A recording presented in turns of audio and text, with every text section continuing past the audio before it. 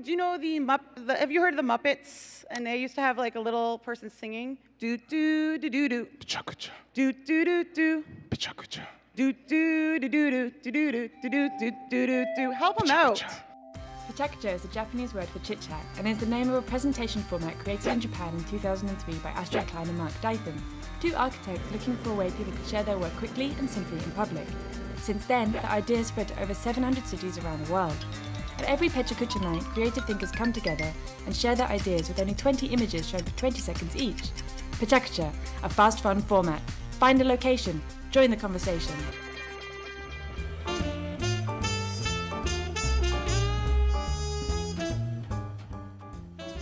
Good evening. Well, tonight I want to share with you some ideas that have been kind of percolating my head ever since I began the Supporting Student Success project a few years ago. You might be wondering, what is that project? Well, it's a multi-institutional study that examines the relationship between organizational structure and culture in student success in college and universities across Canada. And so when you think about success in Canada, like in the United States, it's largely defined in terms of degree completion. Students are successful when they graduate, hence the graduation caps, and colleges and universities are successful when they graduate their students. So that's the first C in success. Then the second C in our linear definition is cash, right? And cash is from a well-paying job, and the well-paying job likely comes from studying in either business or science, technology, engineering, math. You probably know these fields. They're where you get all of that nice amount of money. So when we look at it, success in this linear definition is from completion to cash. And the cash is important, right? Because it's what allows students to pay back their student loans that they had to take out for the degree completion to begin with.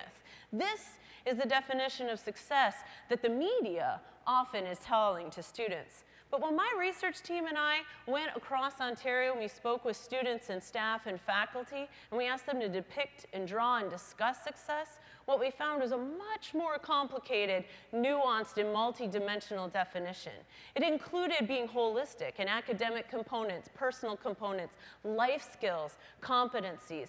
And you know, that shouldn't be a surprise to us as student affairs and services educators, because our literature has from its inception called on us to foster the development of students' academic profiles, their vocation, their career, personal well-being, and the discernment for purpose and meaning. That has been the ground of the field since the very beginning. And so tonight I want to suggest to you we can reconceive what is success. And I want to first suggest it begins with curiosity. Students are successful when they don't simply take the easy answer, but they ask hard questions and they're pushing boundaries. When they think, how am I going to do this? And in order to do that, you can't simply go with the easy and the known. You have to think and act creatively. You have to think about, how am I going to do something new? How am I going to act? How am I going to represent? How am I being creative in the way I know and I be and I live and I am?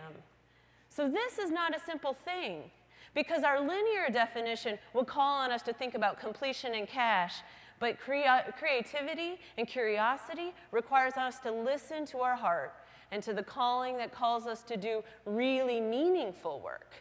And how do we get to that? Well, it's not an easy task. In fact, success in that linear definition, it is a siren song. You know that ABBA song, money, money, money, right? So it takes courage, a whole lot of courage, to listen to what your heart is telling you that your creativity and your curiosity is calling to really realize. And when you do that, I'm going to suggest that what happens is that you are paid in return, not with a job, but with a career that is personally satisfying and meaningful work that helps you, but not just you. It helps your community and the betterment of the people who you live around. Because community is what higher education has always been about. Higher education was never to be a sole pursuit to benefit a single individual, but rather to educate people for the public good.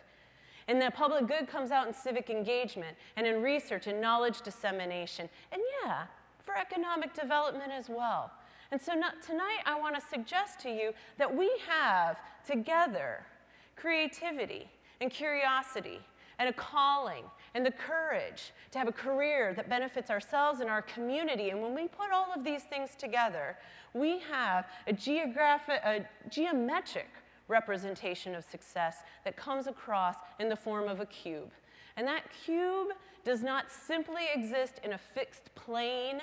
No, it rotates in time and space and recognizes the unbelievable possibility and human potential that you have.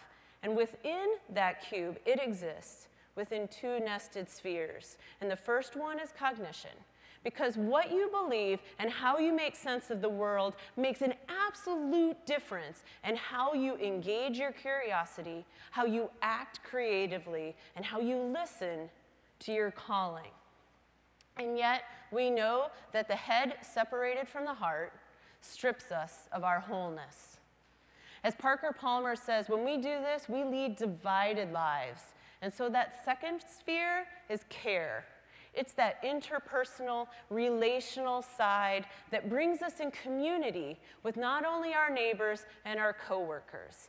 And together, those spheres, that tilting, twisting notion of cube, it has an emergent property. When we see success as always dynamic, what that emergent property is our well-being.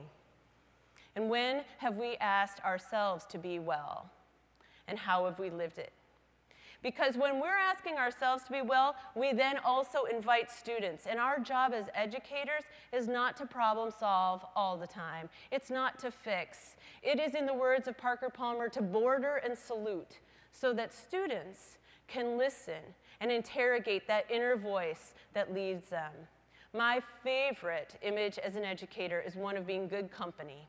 Marcia Baxter McGolda published a piece a few years ago in About Campus, and she talked about a bike journey and somebody being good company. And if anyone in this audience has bike raced, you know that the very best good company is the person that hands up the water bottle in your moment of need. And so I ask you tonight, when have you handed up a water bottle most recently? Because as a faculty member, I don't need to be the sage on the stage. I want to be the guide on the side. I want to be the person that puts the stool underneath a student so they can sit and think and contemplate and draw their very own blueprint for success. Thank you.